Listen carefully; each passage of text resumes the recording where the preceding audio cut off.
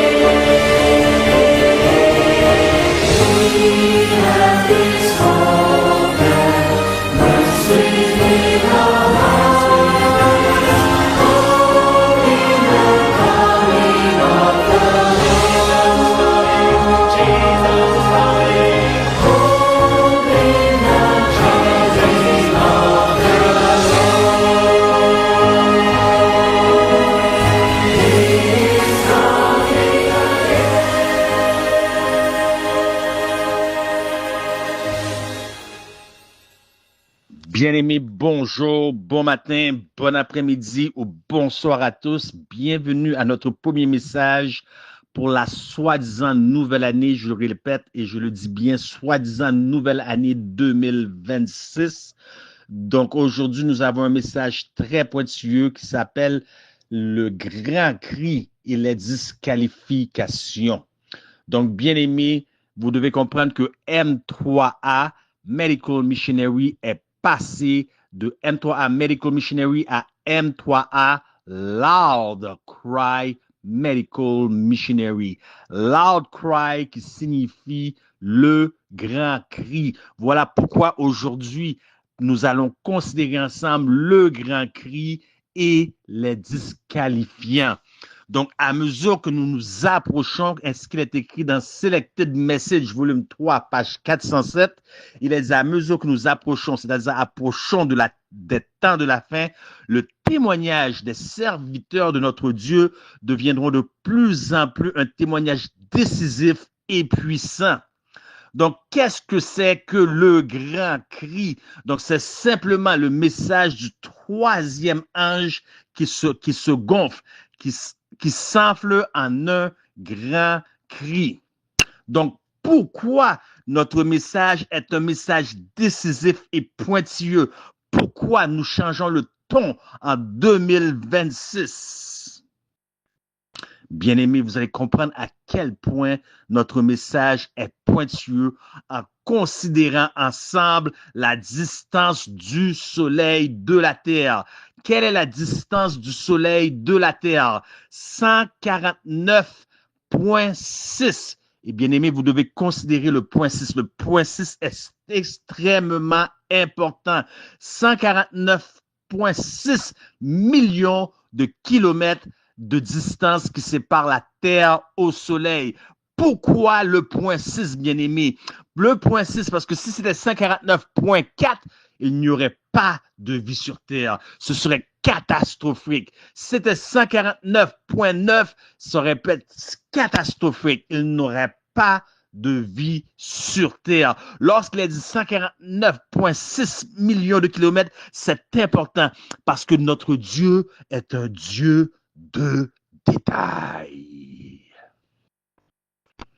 Beaucoup de gens jouent avec le salut. Beaucoup de gens jouent avec les commandements de Dieu. C'est un détail, c'est pas grave. Ils oublient que notre Dieu est un Dieu de détails. Quelle est donc la distance de la Lune à la Terre? Approximativement 384 000 kilomètres de la Terre. Mettez-le à 380 000, il n'y aurait pas de vie sur cette Terre. Beaucoup de gens disent c'est un détail. Alors, vous allez voir à quel point les détails vont vous prendre. Et oui, en 2026, on ne joue plus, le cap a changé, le ton a changé. D'ailleurs, nous ne savons même pas, nous, en tant qu'officiers du M3A, Loud Cry Medical Missionary, si nous allons terminer l'année ensemble sur peu importe la plateforme, peu importe le réseau social. Alors nous allons donner tout ce que nous avons afin que Dieu ne puisse pas dire le sang de XYZ est sur toi, parce que le sang de XYZ ne sera sur aucun d'entre nous, encore moins entre eux et sur mes mains. Ève, lorsqu'elle a pris le fruit défendu, elle a dit c'est un détail.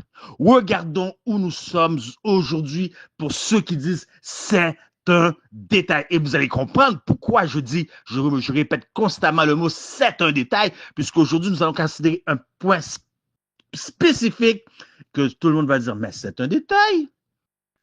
Il fait une tempête dans un verre d'eau, c'est un détail. Parce que ce n'est pas le grand cri uniquement, le titre, mais ce sont les disqualifiants. Et nous allons considérer un disqualifiant spécifique.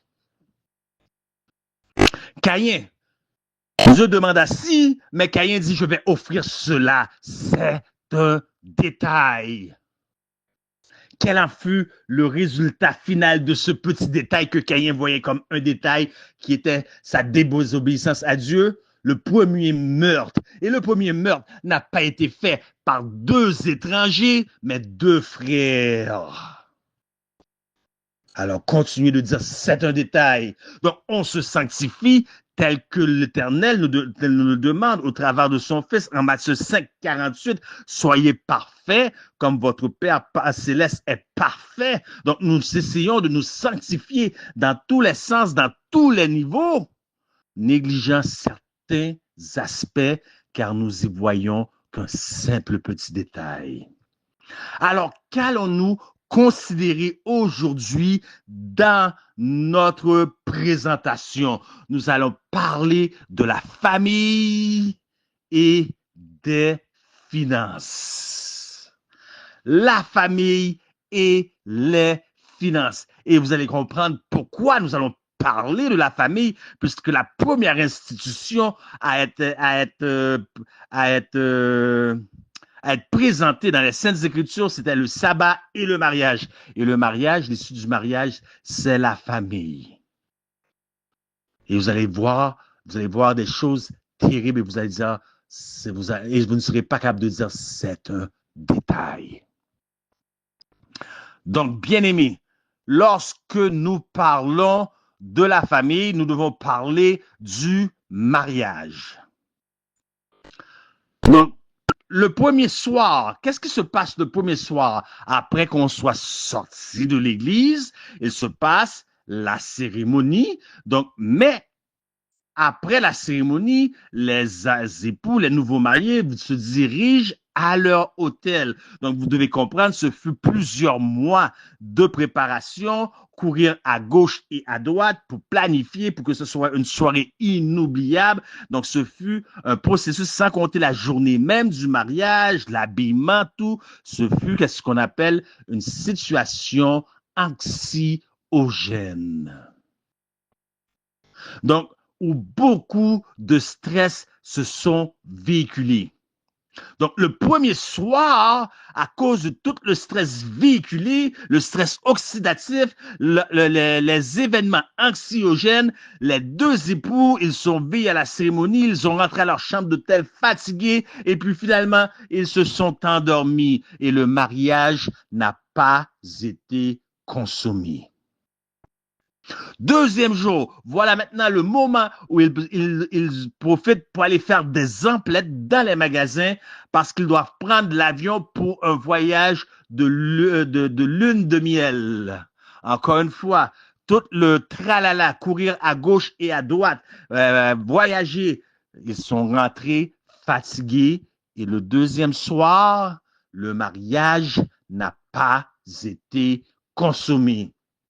Troisième jour ou troisième soir, si vous préférez, épuisés par le voyage de la lune de miel dû au décalage horaire. Donc, ils sont tellement fatigués et le sommeil est pesant sur eux que voilà, ils n'ont pas consommé le mariage.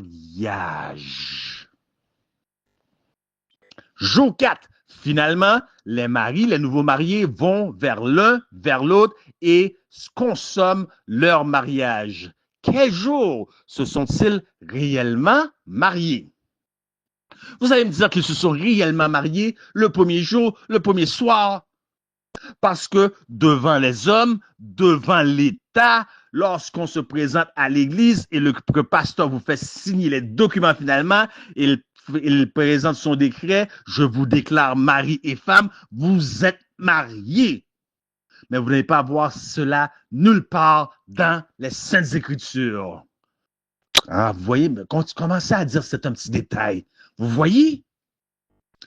Ce genre de mariage-là, se présenter devant un pasteur ou devant la cour municipale ou la cour, peu importe quelle sorte de cour, pour signer des documents, c'est Constantin qui a opéré ça et plus tard, le pape Grégory en a fait une obligation. Ce n'est pas biblique.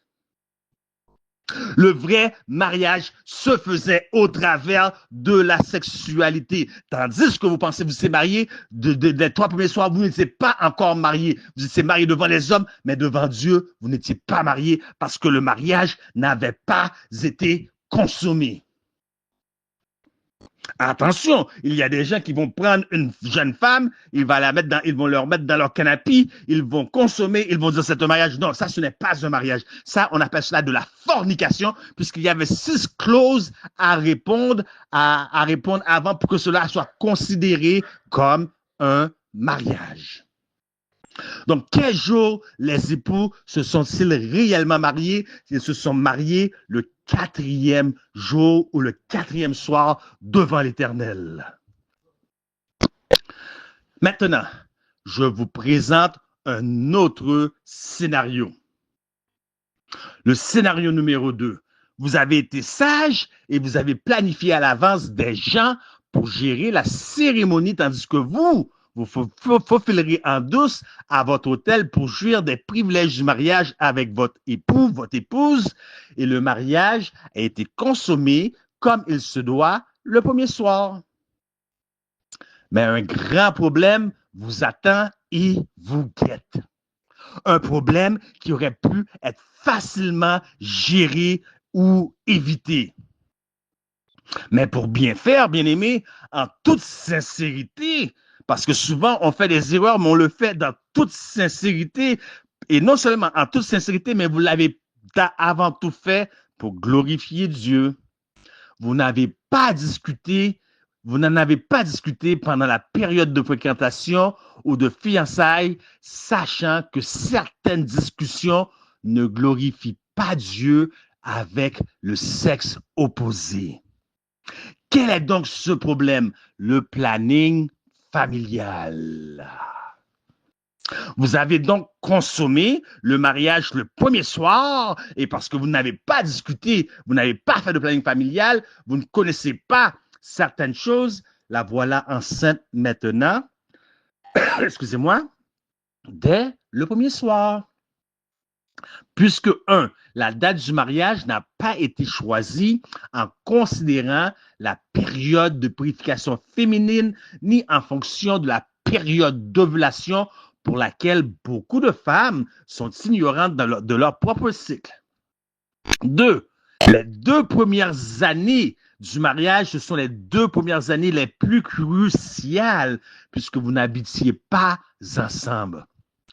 Maintenant, vous découvrez une personne qui ronfle, qui flatule dans son sommeil, qui dort la bouche ouverte ayant une forte mauvaise haleine, un évier toujours bouché à cause des cheveux de l'autre, un qui tord le tube de pâte à dents dans tel sens et l'autre dans l'autre sens.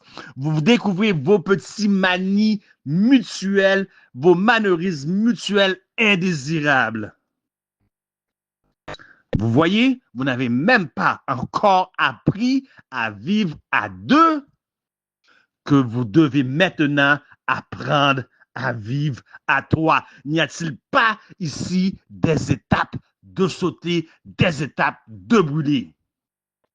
Vous devez apprendre à vivre à trois avant que vous ayez eu la chance d'apprendre à vivre à deux. Puisque dès le premier soir, la dame est tombée enceinte.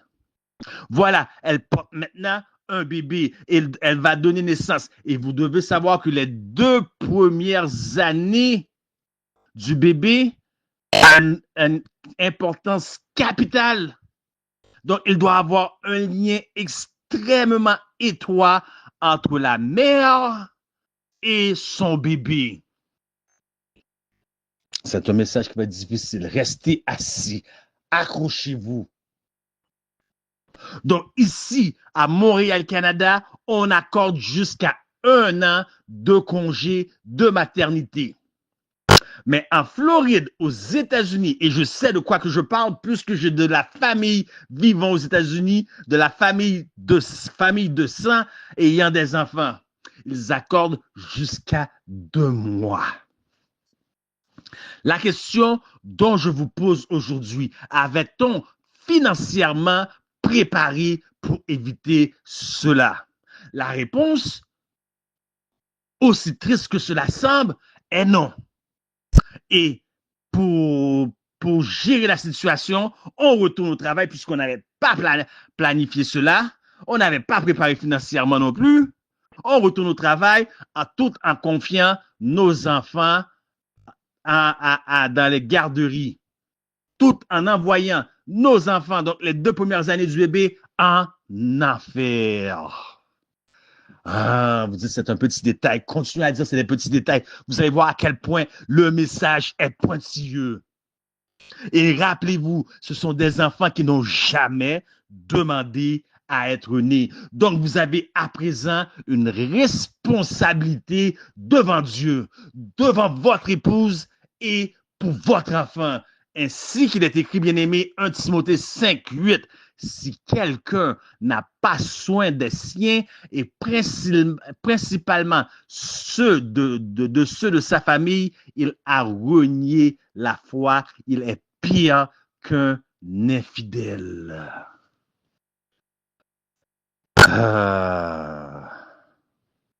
Voyez-vous l'importance lorsque vous planifiez votre mariage de bien le planifier jusqu'à la fin et non dire ça c'est un détail, on va gérer ça plus tard. Notre Dieu est un Dieu de détails. Parce que maintenant, votre travail déterminera si vous serez disqualifié à donner le grand cri. Ah, vous croyez que c'est tout le monde qui va donner le grand cri, hein? Je peux vous dire 144 000 littéral. 144 000 littéral. Qu'adviendra-t-il de ceux qui ne donneront pas le grand cri? Nous allons le voir plus devant. Mais que nous dit la servante du Seigneur? C'est vraiment passage dans Last Day Event, donc événement des derniers jours, et lettre 48, 1876. Ce n'est vraiment passage d'avoir des enfants maintenant. Le temps presse, les dangers des derniers jours nous guettent et les petits-enfants seront pour la plupart emportés avant cela. Mais elle ne nous dit pas comment les petits-enfants vont être emportés. Vous ne savez pas comment les petits-enfants vont être emportés. Et beaucoup de gens vont perdre leur salut par amour pour un enfant. Vont perdre leur foi par amour pour un enfant. Mais les enfants, cela ne se fait pas sans être mariés. Donc, que nous dit la servante du Seigneur dans 5 Thessalonies 366? En cette ère du monde, alors que les pages de l'histoire de la terre touchent à leur fin et que nous sommes sur le point d'entrer dans une période de troubles sans précédent, moins, est-ce que vous entendez? Pas plus, il a dit moins, il y aura de mariage, mieux ce sera pour tous, hommes et femmes.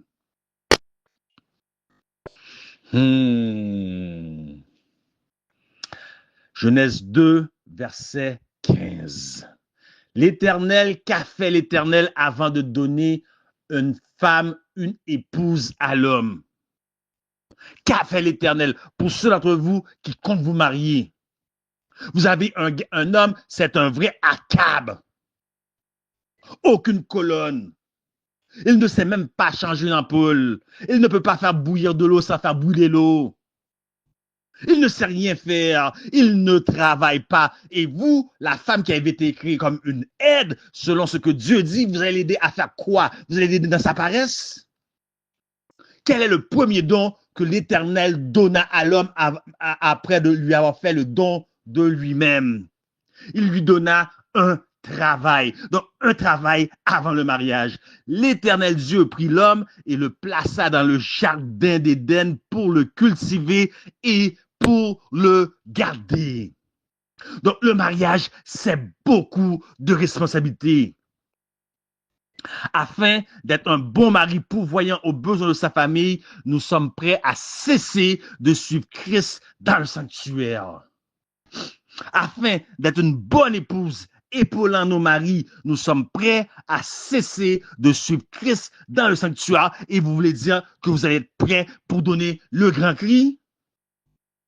Parce que c'est seulement ceux et celles qui suivent Christ dans le sanctuaire pourront donner le grand cri. Et Christ, maintenant, il n'est plus dans le lieu saint, mais dans le lieu très saint. Ce qui signifie, bien aimé, qu'il y a certains divertissements que nous avons aujourd'hui en tant que peuple de Dieu, en tant que le petit troupeau, certains divertissements que nous avons aujourd'hui, que nous avions dans le lieu saint, que maintenant, dans le lieu très saint, nous ne devons pas avoir ces divertissements.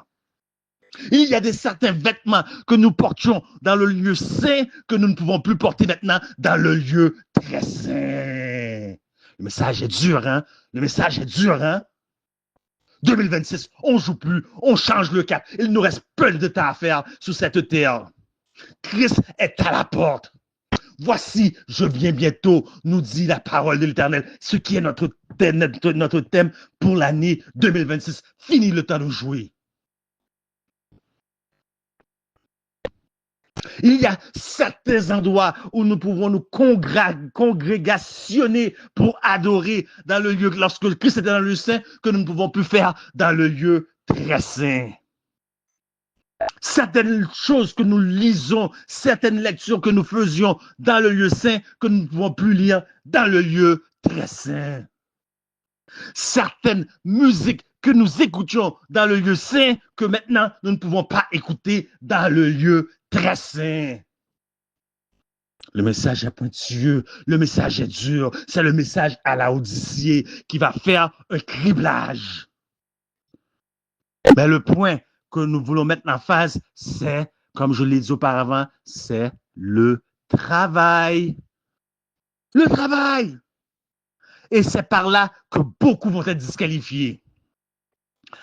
Apocalypse 14, je lis pour vous, je regardais et voici l'agneau se tenait sur la montagne de Sion avec lui 144 000 personnes qui avaient son nom et le nom de son Père ou le nom de Saint-Esprit écrit sur leur front. Ce sont ceux qui ne se sont pas souillés avec des femmes, c'est-à-dire des églises, d'autres dénominations religieuses, car ils sont vierges, ils suivent l'agneau partout où il va. Ils ont été rachetés d'entre eux les hommes comme des prémices pour Dieu et pour l'agneau, et dans la bouche, écoutez, dans la bouche duquel il ne sait point, écoutez, il ne sait point trouver de mensonges, ils sont irrépréhensibles. Vous comprenez pas, vous comprenez pas, vous comprenez pas.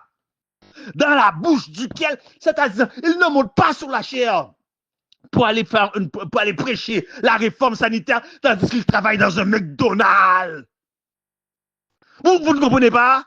Votre travail va déterminer, va vous disqualifier. Ils ne montent pas sur la chair pour prêcher la réforme aux autres, tandis que eux, ils travaillent dans une compagnie de cosmétiques où est-ce qu'on fait des mèches pour les cheveux, pour teindre les cheveux rouges, pour la mode. Dans leur bouche, il n'y a pas de mensonge. Ce n'est pas une langue fouchue comme une langue de serpent.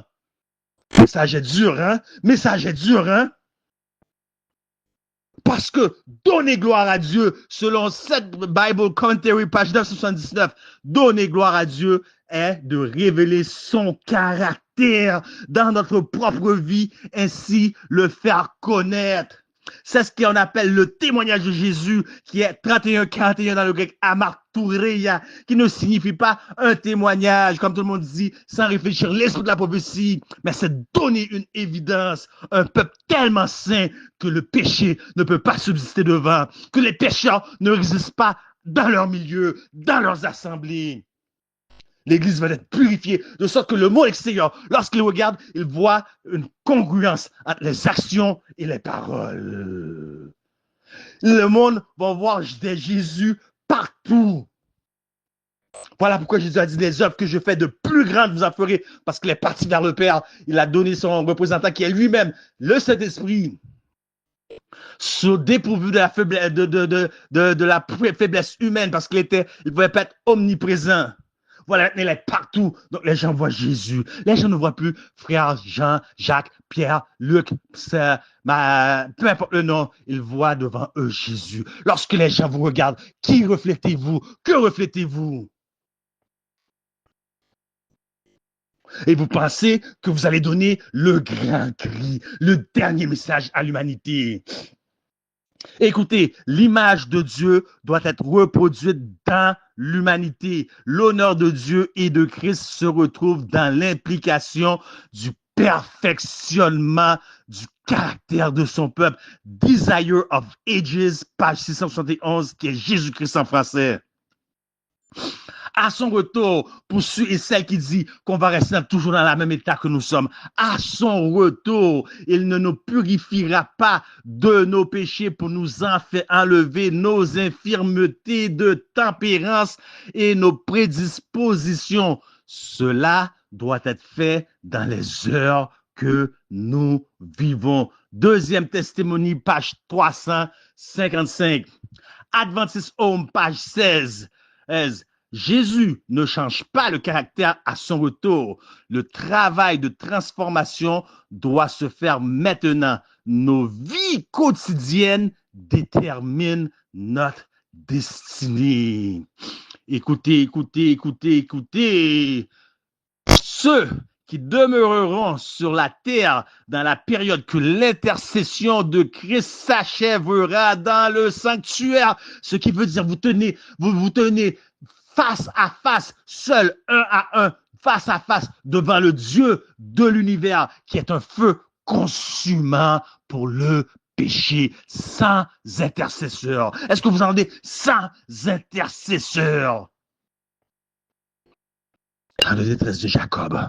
Ceux qui demeureront sur la terre dans la période que l'intercession de Christ s'achèvera dans le sanctuaire devront se tenir sous le regard d'un Dieu saint, sans médiateur. Leurs robes doivent être sans tache. Quelle partie de sans tache vous ne comprenez pas? Expliquez-moi quelle partie de sans tache vous ne comprenez pas. C'est 2026. Voici, je viens bientôt. Le thème de notre année. C'est 2026. On ne joue plus. On n'a pas beaucoup de temps à faire sur les réseaux sociaux. M3, à combien de temps les gens savent les gens pourront savoir si M3 avait existé? Tout peut arriver. Nos chaînes peuvent être bloquées. Même les chaînes de récupération peuvent être bloquées. Tout peut arriver. Le sang de personne cette année, on ne joue pas. Ceux qui ne sont pas contents, vous savez quoi faire. Nous, on n'est pas là pour jouer. Leurs caractères doivent être purifiés du péché par l'aspersion du sang, par la grâce de Dieu et leur propre effort. Ils doivent être vainqueurs dans la bataille contre le mal. Il doit y avoir un travail spécial de purification et de terminaison avec le péché parmi le peuple de Dieu sur la terre. Ah, maintenant, écoutez. Vous pensez que le message n'est pas pointilleux? Vous n'avez encore rien entendu. Écoutez, ceux qui croient en Christ, écoutez bien, bien-aimés, ceux qui croient en Christ et obéissent à ses commandements ne sont pas sur le fardeau de l'esclavage de la loi. Sa loi n'est pas une loi d'esclavitude, mais de liberté. Tous ceux qui croient en Christ, dépendant de la puissance d'un sauveur ressuscité qui a souffert la pénalité prononcée sur les transgresseurs, tous ceux qui résistent à la tentation et copient l'exemple de Christ au milieu du mal pourront par la foi, par le sacrifice expiatoire de Christ, participer, écoutez bien, participer à la nature divine. Ayant échappé la corruption qui est dans ce monde par la convoitise, tous ceux qui par la foi gardent les commandements de Dieu en viendront à la condition de non-péché, c'est-à-dire perfection, à la condition de non-péché. Quand au retour de Jésus, continuez vos histoires, en viendront à la condition de non-péché que possédait Adam quand, avant ou après la chute. Quand? Dites-moi, quand? Ils en viendront à la condition de non-péché, de perfection que possédait Adam avant la chute. Signe des temps, 23 juillet 1902. Où sont mes adventistes qui font du pick and choose? Où sont ceux qui choisissent ce qu'ils veulent? Mais où sont ceux qui sont des fondamentalistes? Ils croient ce que l'esprit de la prophétie dise. Alors, pour un simple travail, vous allez être disqualifié. Vous travaillez dans les hôpitaux, vous ne savez pas l'origine, vous ne savez pas que le message adventiste, que vous prenez le premier, le deuxième, le message du troisième ange, et vous allez même au message du quatrième ange, vous les résumez, vous en faites une synthèse, ça revient à un seul message, l'adoration. Qui adorez-vous tandis que vous travaillez dans les hôpitaux?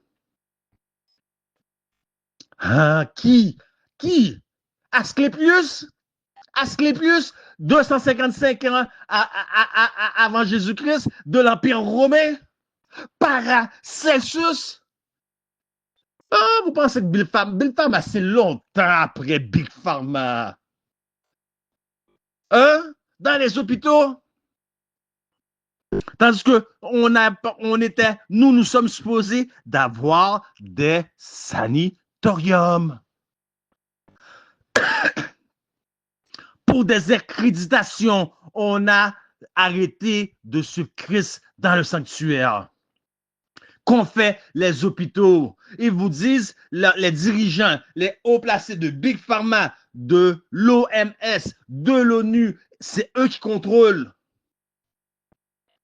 Ils ont dit au docteur, voilà ce que vous devez faire, voilà comment vous devez manipuler les certificats de décès pour avoir plus de nombre pour la C19. Vous ne saviez pas, hein? Et les docteurs ont dit, certains docteurs ont dit, non, moi, j'ai prêté serment et je veux respecter mon serment. Que s'est-il passé avec ces docteurs-là? Ils se sont vus radiés. Ils n'ont plus de licence pour pratiquer. Donc, pour continuer un mode de vie, vous allez écouter tout ce qu'on vous dit de faire. Si on vous dit, vous devez prendre la morsure babylonienne dans vos veines pour garder votre emploi et travailler 8 heures ou 12 heures par journée avec une muselière sur votre nez, votre bouche, pour ceux qui veulent comprendre ce que je veux dire. Vous allez le faire, déshonorant votre Dieu. Tout ça pour avoir un salaire, pour faire vivre votre famille. Parce que vous n'avez pas planifié avant. Qu'allons-nous faire avant? Hein? Qu'allez-vous faire? Qu'est-ce qu'il y avait, par exemple, dans les fioles de la C19, de la soupe babylonienne C19? Qu'est-ce que vous pensez qu'il y avait dans ces fioles-là? Du venin de serpent. Et j'espère que personne prend mes paroles. Qu'est-ce que vous pensez que vous avez introduit dans votre corps? Du venin de serpent, entre autres le mamba noir d'Afrique. Le mamba noir, ça prend 60 secondes et tout le venin se transforme en gel, ce qui fait des cailloux. Aïe, aïe, aïe, aïe, aïe, aïe, aïe, aïe, aïe. Voilà dans quoi vous mettez des pompes pompes de, comment on dit ça, le prohibiteur de PPI là. On va vous prescrire ça. Et pourquoi? Pourquoi si votre cholestérol, il soit 200, 250, 300, il est normal, mais on vous a fait croire tout le temps qu'il était trop haut dans le but de vous prescrire du statine depuis 1987 de Big Pharma. Et voilà ce que vous faites, vous prescrivez aux gens, voilà qu'est-ce que vous faites, vous qui travaillez dans le milieu hospitalier parce que vous êtes ignorant. Et vous allez, après ça, monter sur la chaire, venir me prêcher. Je vais vous dire carrément, descends de la chaire. C'est pas toi qui vas venir me prêcher. On vous a fait croire tout le long que le sel n'était pas bon. Mais c'est 9000 millilitres de sel qu'on vous injecte dans le bras parce qu'on a par qu'est-ce qu'on appelle le sérum lorsque vous tombez malade, vous perdez connaissance, que l'ambulance vous amène à l'hôpital. Mais on dit qu'un peu de sel n'est pas bon.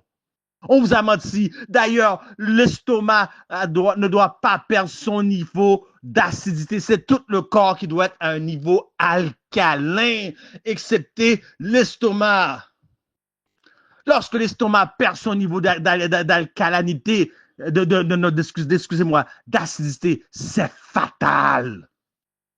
C'est fatal parce que pour empêcher cela, ça vous prend du sel. Ça vous prend du sel. Restaurant, qu'en est-il des restaurants pour ceux qui vont travailler dans les restaurants?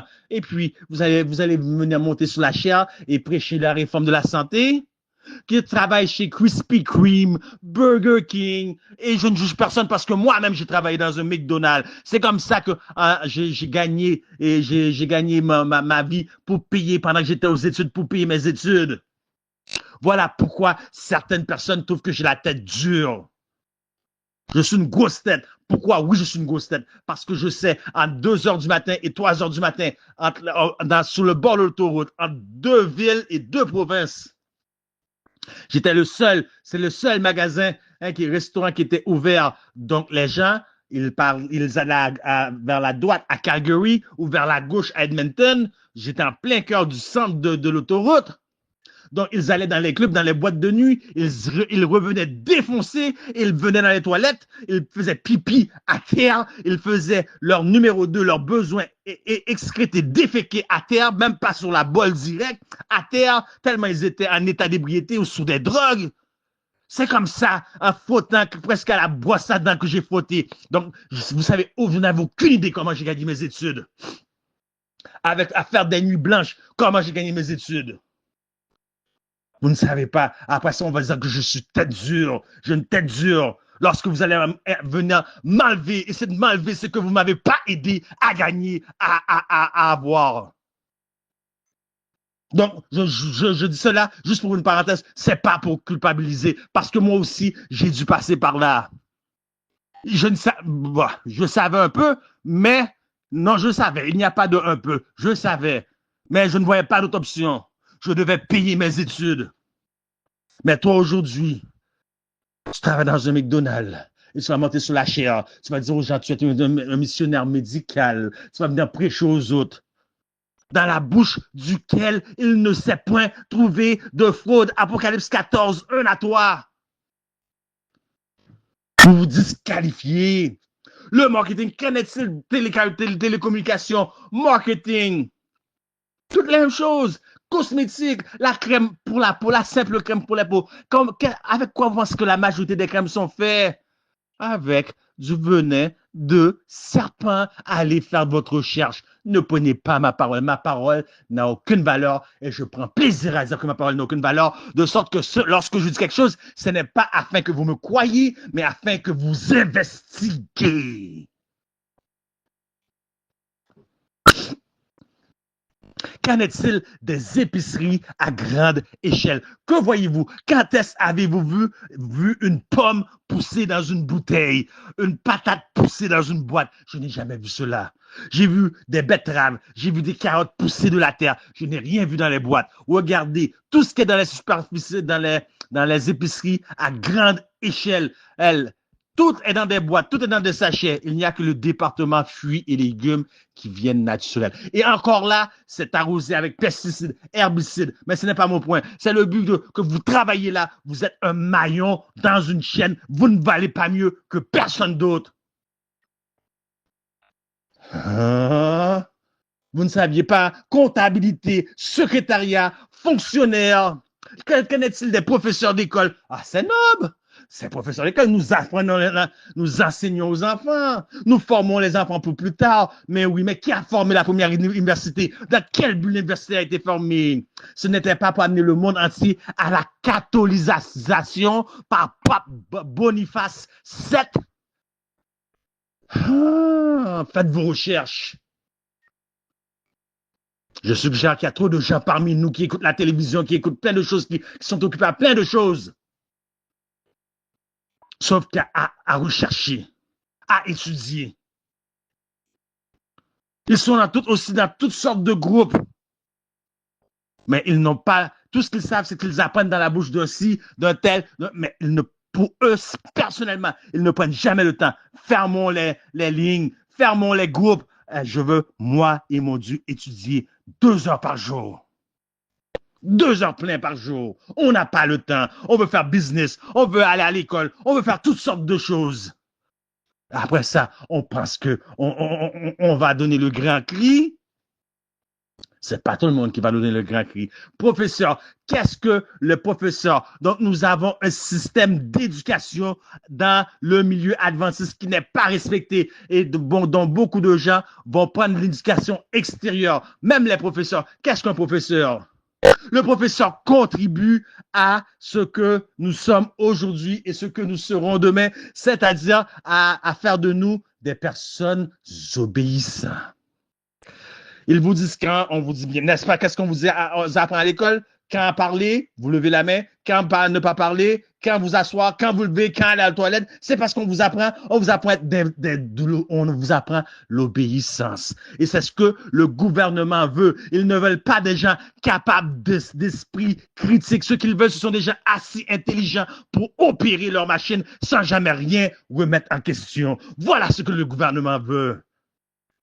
Sans compter les drag queens qui viennent enseigner dans les écoles. Le message est dur, hein? Le message est dur. Aumônier, on peut parler d'autres sortes de choses. Pâtissier, bon, c'est une personne qui fait du gâteau. Bon, dernièrement, nous avons vu en 2016, 2017, si je ne me trompe pas, en 2016, si ma mémoire est bonne, un pâtissier, il travaillait à son compte. Il y a deux spécimens, vous comprenez ce que je veux dire, 2 spécimens qui sont venus le voir. Il a dit non, moi je ne fais pas de gâteau pour ça. Comme si, vous savez, dans un gâteau de mariage, il y a toujours 2 figurines en haut du gâteau, mari et femme. Mais lorsque vous avez 2 spécimens du même sexe, le monsieur a dit non, je ne fais pas de gâteau, je ne participe pas dans ces choses-là. Ils l'ont traîné en cours par la grâce de Dieu. L'homme a gagné sa cour. Mais vous ne savez pas, vous ne travaillez pas à mon compte. Vous avez travaillé dans une pâtisserie. Vous êtes un maillon dans une chaîne. Parce que vous ne savez pas si le gâteau que vous confectionnez, ça va être pour le mariage de 2 spécimens. Vous ne savez rien. Sans compter la quantité de sucre, la quantité de œufs, la quantité de produits laitiers. Et puis vous allez vous tenir sur la chair et vous allez venir me prêcher la réforme sanitaire. Vous allez nous parler d'œuvres missionnaires médicales. Et qu'en est-il des œufs? Je l'ai vu de mes propres yeux, bien-aimés. Il y a eu la grippe aviaire, le fléau de la grippe aviaire pour lequel on a sorti des morsures babyloniennes pour vous mettre, vous savez où. Tous ceux qui ont reçu la morsure babylonienne dans le bras pour la grippe aviaire, ils sont tous devenus allergiques aux œufs. Pourquoi? Pourquoi sont-ils devenus allergiques aux œufs? Parce que lorsque vous lui donnez un œuf de poule, on va dire un œuf de poulet, il y avait un autre œuf dans leur corps qui rejetait l'œuf de poulet maintenant. Quel c'était cet œuf-là? Je l'ai vu de mes propres yeux, bien-aimés. Je l'ai vu de mes propres yeux. Vous pouvez toujours dire, je mens sur telle chose, mais vous ne pouvez jamais nier mon témoignage. Un serpent. Donc, avec un coup de marteau, on a pété, on a ouvert son ventre. Les œufs de serpent, c'est exactement la même chose qu'un œuf de poule. Comment allez-vous voir et savoir la différence? Qu'est-ce qu'il y a dans votre corps? Hein? Aïe, aïe, aïe. Et la conférence n'est pas mieux, puisque elle vous donne des lettres d'exemption. Comme moi, je travaillais à 2 endroits où on me forçait. J'ai même été à un point menacé de perdre mon emploi. Je dis pas de problème. Ben oui, tu vas me faire perdre mon emploi. Toi, tu vas me faire perdre mon emploi. Vas-y, montre-moi que t'es capable de me faire perdre mon emploi. Je suis allé à la conférence. Je suis arrivé avec une lettre d'exemption. Je ne travaille pas le samedi. Maintenant, montre-moi que tu peux me faire perdre mon emploi. Mais ça, c'était jadis.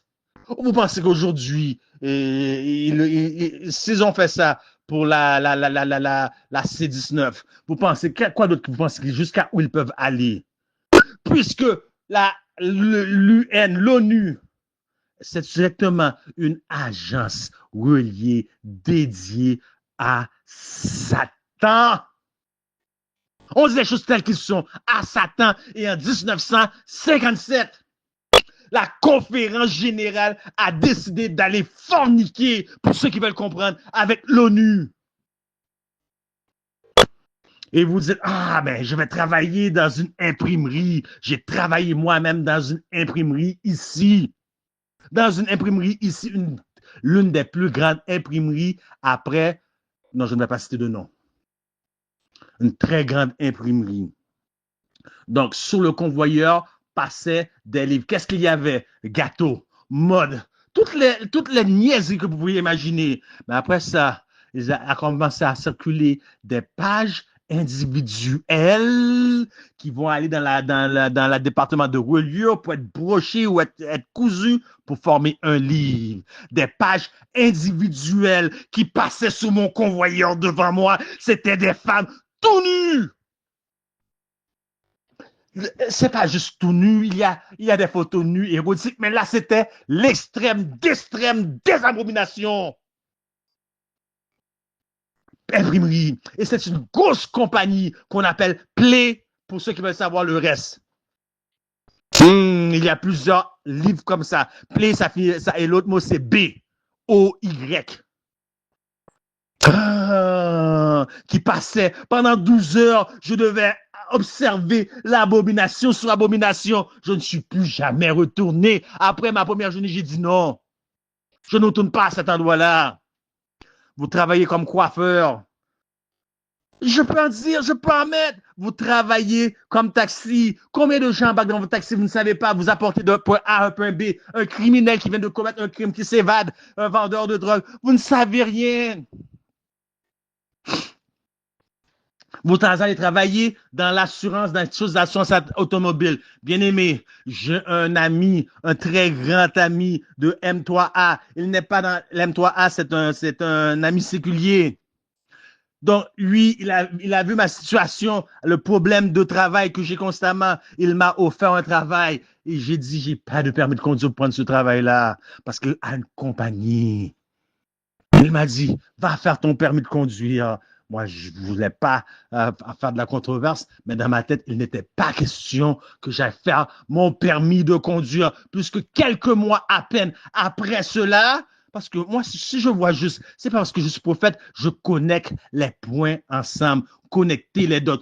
Quelques mois après cela, il est arrivé une grève au bureau d'assurance automobile du Québec. Vous ne comprenez pas encore de quoi s'agissait la grève. Qu'est-ce qu'ils faisaient pendant qu'ils étaient en grève? Je ne vais pas le dire ici. Mais pour ceux qui ont de la sagesse, qui veulent comprendre, comprenez. Ceux qui veulent comprendre, ils comprendront. J'ai dit merci, j'ai pas fait mon permis de conduire. Parce que c'est le même cas avec le passeport. Et ça, je l'ai vu de mes propres yeux. La page couverture qui est un petit peu cartonnée, déchirez-le en deux, vous allez voir une puce. De sorte que 90% de la population mondiale vont-elles se retrouver sur le chômage. Pour éviter cela, vous retrouvez sur le chômage parce que votre chômage va durer peut-être un an maximum. Mais après ça, vous allez tomber sur ce qu'on appelle un revenu universel. Donc, pour éviter de vous retrouver sur le chômage, vous devrez donc vous recycler sur ce qui est maintenant en demande. Ce sont des millions d'emplois qui vont être créés de par le monde parce que c'est le domaine en demande, la technologie informatique pour l'intelligence artificielle. Et vous allez aller travailler dans ce domaine-là, l'intelligence artificielle qui est Satan. Je le dis, j'ai pas peur, j'ai pas honte, qui est Satan lui-même. L'intelligence artificielle. Demandez à Elon Musk. Il va vous le dire lui-même qui est là-dedans. Il va vous dire, you are summoning the demons. Qui d'autre que Elon Musk est mieux placé pour dire d'une telle chose comme ça? Ils vous le disent, même vous êtes les seuls qui ne veulent pas croire. Vous allez travailler pour ces gens-là et après, vous allez travailler dans ces gens-là qui sont nos ennemis. C'est eux qui vont nous traquer avec toutes leurs méthodes. Et après ça, vous allez venir prêcher la réforme sanitaire. Vous allez dire que vous allez donner le grand cri et vous pensez que l'Éternel va vous permettre de donner un grand cri. Donc, que reste-t-il comme métier à exercer? Comment ferons-nous pour faire vivre nos familles? Comment mettrons-nous de la nourriture sur notre table? Comment payerons-nous nos factures? La question se pose. La question se pose. Mais vous devez savoir que le message à Laodicée, c'est un message terrible. Ça ne fait pas l'affaire de tout le monde. Beaucoup de gens vont dire ça, c'est des détails. Eh bien, ça, c'est des détails. Mais par exemple, nous allons voir qu'il y a une deuxième partie à cette présentation. Considérons encore une fois le message à Laodicée. Écrit à l'ange de l'église de Laodicée, voici ce que dit l'Amen, le témoin fidèle et véritable, le commencement de la création de Dieu. Je connais tes œuvres, je sais que tu n'es ni froid ni bouillant, puisses-tu être froid ou bouillant. Ainsi, parce que tu es tiède, pour tout le monde qui a dit ces détails, il n'y a pas ni chaud ni froid, il n'y a pas qu'à souker koyo. Pour tous ceux qui disent que ce sont des détails, parce que tu es tiède et que tu n'es ni froid ni bouillant, je te vomirai de ma bouche. Parce que tu dis, écoutez, qui dit? Est-ce que c'est Dieu qui dit? Est-ce que c'est le prochain qui dit? Non, il dit parce que tu. Ça veut dire toi, c'est toi-même qui le dis. Je suis riche. Je suis enrichi. Je n'ai besoin de rien. Et parce que tu ne sais pas que tu es malheureux, misérable, pauvre, aveugle et nu. Je te conseille d'acheter de moi de l'or éprouvé par le feu afin que tu deviennes riche et des vêtements blancs afin que tu sois vêtu et que la honte de ta nudité ne paraisse pas et un collier pour loin de tes yeux afin que tu vois. Moi, je reprends et je châtie tout ce que j'aime est donc du zèle et répands-toi.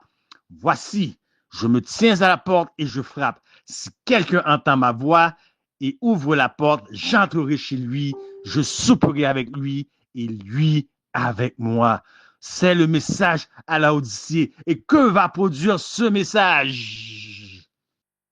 Parce que tout cela nous semble ridicule, n'est-ce pas? Mais que va produire ce message? Donc, laissons la servante du Seigneur parler pour ceux qui disent que c'est de l'extrémisme, du fanatisme, de l'exagération. J'ai demandé, écoutons ce que dit la sœur White, je demandais la signification du criblage que j'avais vu et il m'a été montré. Ça, parfois, sœur White parle en tant qu'humain, parle en tant qu'individu comme vous et moi. Elle ne sait pas tout, mais lorsqu'il dit, il m'a été montré.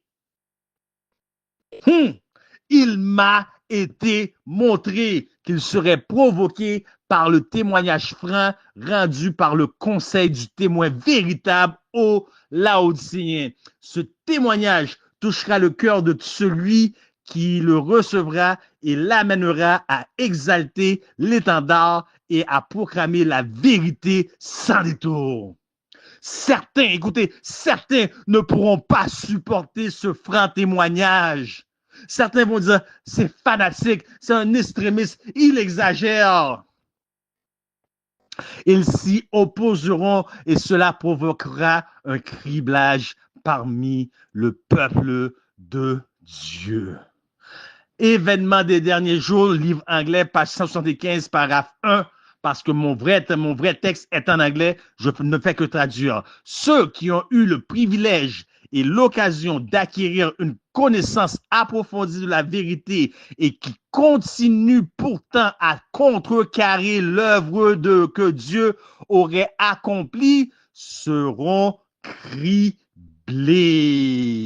Car Dieu n'accepte le service d'aucun homme dont les intérêts sont partagés. Ça veut dire qu'il y a parmi nous, il faut toujours les voir, toujours les dire quelque chose, toujours. Ils ne sont pas capables par eux tout seuls d'être disciplinés. C'est comme si ils ne donnaient pas 100% de eux. Et Dieu dit comme ça, moi, c'est tout ou rien. Si toi, tu veux jouer, tu veux pas écouter, tu veux pas faire qu'est-ce qu'on te dit de faire, va-t'en, sors, c'est tout ou rien avec moi.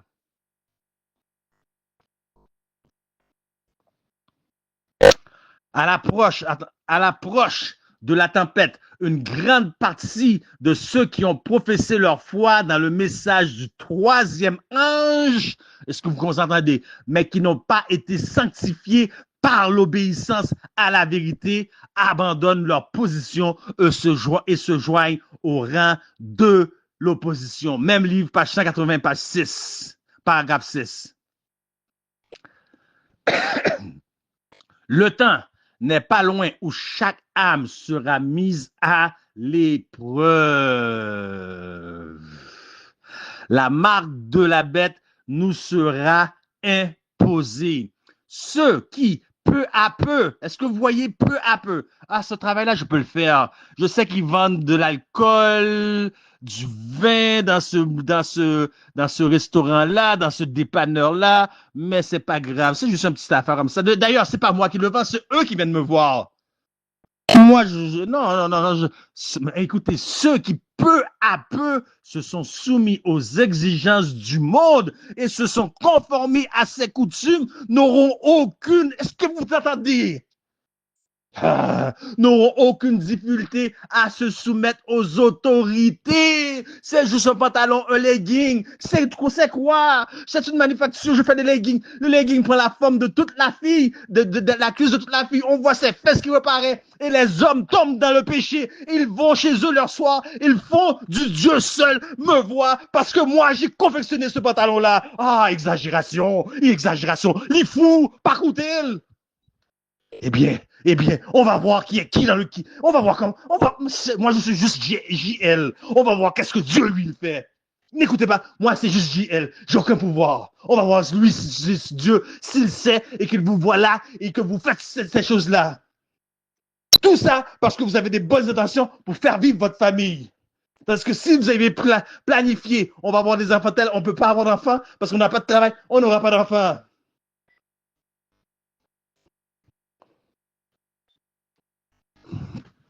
Ceux qui, peu à peu, se sont soumis aux exigences du monde et se sont conformés à ses coutumes n'auront aucune difficulté à se soumettre aux autorités plutôt que de s'exposer au mépris. à l'insulte, à la menace d'emprisonnement et à la mort. Le combat oppose les commandements de Dieu aux commandements des hommes. À ce moment-là, l'or sera séparé des scories au sein de l'Église. La solution, y a-t-il une solution à ce problème? Y a-t-il une solution à ce problème? Je vous dirai que oui. C'est le travail autonome. On appelle ça self-support ministry. C'est le travail de soutien personnel. Donc, moi, j'ai fait ce qu'on m'a demandé de faire, de sorte que je ne dépendais pas du gouvernement et de sorte que si un jour le gouvernement me met une restriction, si tu ne fais pas ça, on ne te donne pas de chèque. Si tu ne vas pas te faire piquer dans le bras, excusez-moi, si tu ne vas pas te faire piquer, on coupe tes vives. J'ai créé Marisol Multiservice Professionnel. Le gouvernement ne pouvait pas dire, ben, si tu ne fais pas telle affaire, mettre tel certificat de décès, donc on va te radier. Ah, il ne pouvait pas dire aux vieillards, si tu ne fais pas telle chose, on coupe ton chèque de pension de vieillesse, c'est tout ce que tu as pour vivre si tu ne fais pas, si tu mets pas telle chose dans ton bras. Il faut savoir travailler pour soi. Bientôt, et c'est déjà en vigueur aujourd'hui, il y a l'identification numérique digitale obligatoire au Royaume-Uni, dans certains endroits aux États-Unis, en Europe, certains endroits en Australie. Ils disent c'est pour éviter que les immigrants viennent travailler illégalement. Et vous les croyez? Mais vous êtes naïfs si vous croyez à tout ce qu'on vous dit. Alors, que feriez-vous pour subvenir aux besoins de vos enfants si vous n'êtes pas autosuffisant? Voyez-vous pourquoi l'importance de quitter les grandes villes, d'aller planter votre nourriture, d'avoir votre nourriture prête? Voyez-vous, nous avons vu que la famille, par le mariage, OK, et que la famille devient une extension, l'Église devient une extension de la famille. Donc, l'Église est constituée de petits groupes et de ministères. Mais comme l'Église est l'extension de la famille, elle se doit d'être un. Mais aujourd'hui, qu'est-ce qu'on voit? L'Église n'est pas unie. Et lorsqu'on parle de ministère, chacun fait ce qu'il veut. Personne n'est prêt à prendre la réprimande, mais tous veulent des louanges. Chacun fait ce qu'il veut. On ne marche pas unis. Comme s'il y avait du désordre, vous allez aller dans un celle de désordre. Vous allez rester dehors aussi. Quand on parle aux gens, il faut mettre des gants blancs. Dérouler le tapis rouge devant eux. Des gens qui ne veulent même pas voir leur tort. Même après plusieurs avertissements. Voilà ce qui se passe dans l'Église. Et tandis que nous approchons au temps de la fin, s'il y a un moment que l'Éternel désire voir de l'unité parmi ses instrumentalités, c'est aujourd'hui. Beaucoup. Donnez-moi plus de temps cette fois-ci parce que celui-là est en espagnol sur mon écran. Je le traduis au fur et à mesure. Muchos sostienen la verdad solo con la punta de los dedos. Beaucoup soutiennent la vérité seulement à la pointe des doigts. Ils ont tenu de grandes lumières et beaucoup de privilèges. En cet aspect, ils se sont exaltés jusqu'au ciel comme Capernaum. Mais lorsque les temps de l'épreuve mêle en el tiempo de prueba, tandis que le temps d'épreuve s'approche, ils se convertiront en apostats à moins qu'ils ne se défassent de leur orgueil et de leur confiance propre qu'ils ont en eux-mêmes, à moins qu'ils passent par une transformation totale du caractère, de caractère. La lettre 5, 1883 ou 3 MS 474, paragraphe 6. La réforme sanitaire, nous dit Ellen White dans Council on Diet and Food, chapitre 1. La réforme sanitaire, il m'a été montré, est une partie fait partie du message du troisième ange et est aussi connecté au message du troisième ange comme the arm and the, comme le bras et la main sont au corps humain. J'ai vu que nous, en tant que peuple, nous devrions faire une grande avancée dans ce travail, dans cette œuvre. Ministres, c'est-à-dire pasteurs et laïcs, doivent travailler de concert. Pasteurs et laïcs doivent travailler de concert. Y a-t-il vraiment quelqu'un qui veut travailler avec un pasteur? Dites-moi, d'après tout ce que j'ai vu depuis 12 ans, y a-t-il vraiment quelqu'un qui veut travailler avec un pasteur? Puisque tout le monde prend le pasteur comme acquis parce qu'un bon pasteur, c'est une personne qui a un caractère aimable et amical. Et qu'est-ce qui arrive lorsque vous avez un caractère aimable et amical? On vous prend comme acquis. Et lorsque vous êtes pris comme acquis, vous êtes maintenant, les gens font maintenant de l'insubordination et il y a perte d'autorité et manque de respect envers vous. Et pourtant, que nous dit la parole? Éphésiens 5, 21 nous demande, vous soumettant les uns aux autres dans la crainte de Christ. Et Hébreux 13, 17, vous qui faites cela, vous péchez. Et vous pensez qu'un seul grain de péché va monter au ciel. Bravo. Obéissez à vos conducteurs et ayez pour eux de la déférence. Personne ne veut obéir à leur conducteur. Chacun veut faire ce qu'il veut. On pourrait travailler ensemble, pasteur et laïcs, de concert pour l'œuvre missionnaire médicale, car ils veillent sur vos âmes comme devant en rendre compte. Qu'il en soit ainsi, afin qu'il le fasse comment? Avec joie et non en gémissant, ce qui vous serait d'aucun avantage.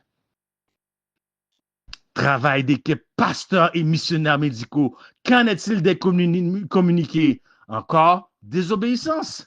À quoi ça sert de faire un groupe et si les gens ne communiquent pas? La communication change beaucoup de choses. Mauvaise communication a toujours été une source de conflit, laissez-moi vous dire. Parfois, les mauvaises communications, c'est parce que les gens communiquent mal. Peut-être, on exemple, ils vont apposer quelque chose, mais toi, tu dois rentrer dans sa tête pour deviner. Ils ne sont pas capables de parler, éviter les conflits. Désordre. Et vous êtes comme ça, et vous pensez que vous allez être dans les rangs de ceux qui vont donner le grand cri?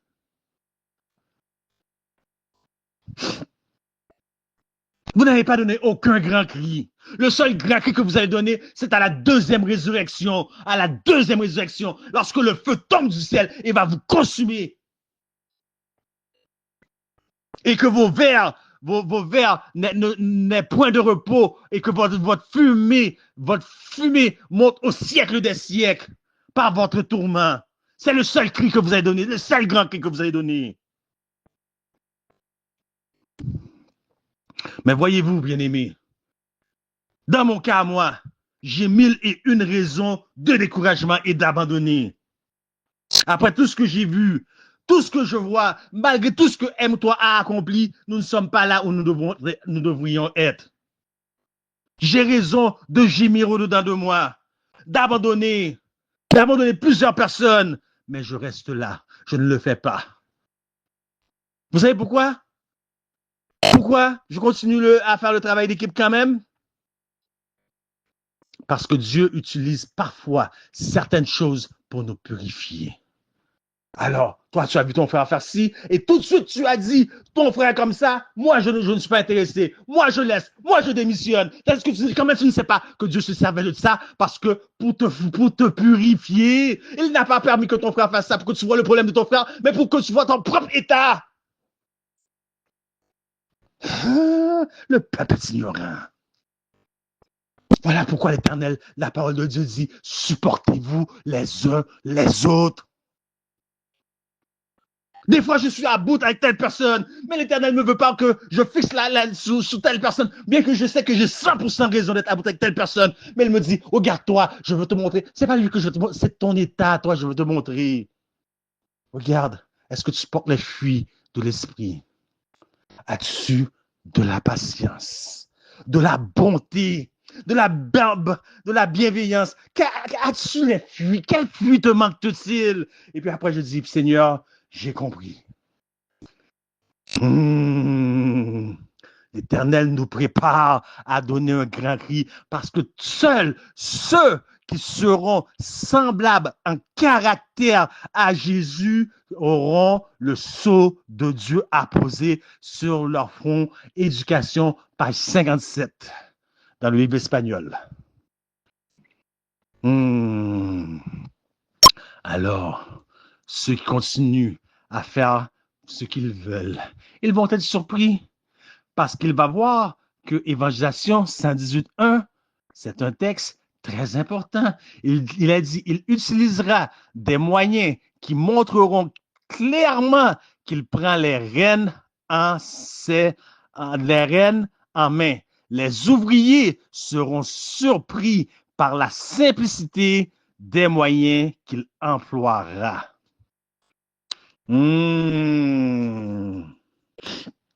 Bien-aimés, vous voyez parfois conflit, vous voyez problème, vous voyez des gens qui ne peuvent pas travailler avec des gens, c'est-à-dire que si Messie la donne, moi pas la donne. Alors, s'il est dans le ciel, soit tu vas dire, je ne vais pas monter dans le ciel, hein?